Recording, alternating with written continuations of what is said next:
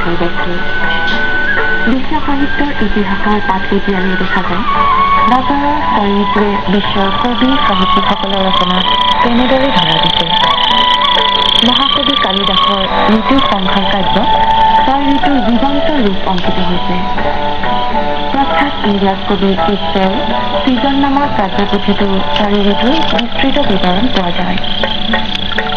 আমাৰ অসমৰ প্ৰাক শংকৰী বা শংকৰী যুগৰ কবি সাহিত্যিকসকলৰ লগতে আধুনিক যুগৰ কবি শিল্পী ৰচনাত বিভিন্ন ঋতুৰ সুন্দৰ বৰ্ণনা পোৱা যায়। পাৰ্বতী প্ৰসাদৰ প্ৰায়বোৰ গীতত ঋতু অনুসৰি প্ৰকৃতিৰ ৰূপ সৌন্দৰ্যৰ মনোমোহা বৰ্ণনা পোৱা যায়।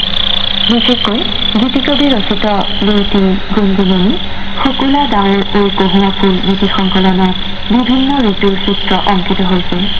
পাৰ্বতী প্ৰসাদৰ গীতত শৰৎকাল আৰু আহিনৰ বৰ্ণনা যিদৰে প্ৰত্যক্ষ কৰা যায় তেনেদৰে শীতকাল আৰু ফাগুনৰ বৰ্ণনাও দেখিবলৈ পোৱা যায়। বছৰৰ 12 মাহৰ এক গুৰুত্বপূৰ্ণ মাহ হৈছে ফাগুন। অন্যহাতেদি শীত ঋতুৰো অন্যতম মাহ ফাগুন। শীতে লাহে লাহে মেলানি বগাৰ লগে লগে পচোৱা বতাহ আৰু পলাশ ফুলৰ সম্ভাৰৰাজিয়ে আগুলি বতৰা দিয়ে ফাগুনৰ।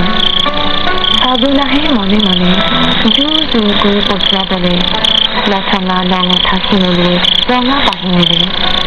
বৰষাৰ প্ৰথম জাক বৰষুণে প্ৰকৃতি ধুই শীতল নিৰ্মল কৰে। ফাগুনৰ আকাশ পলাশ ৰঙী হয়। মন পুলকিত কৰা তেজজোঙা পলাশে যেন কয় মই আনি ফাগুনৰ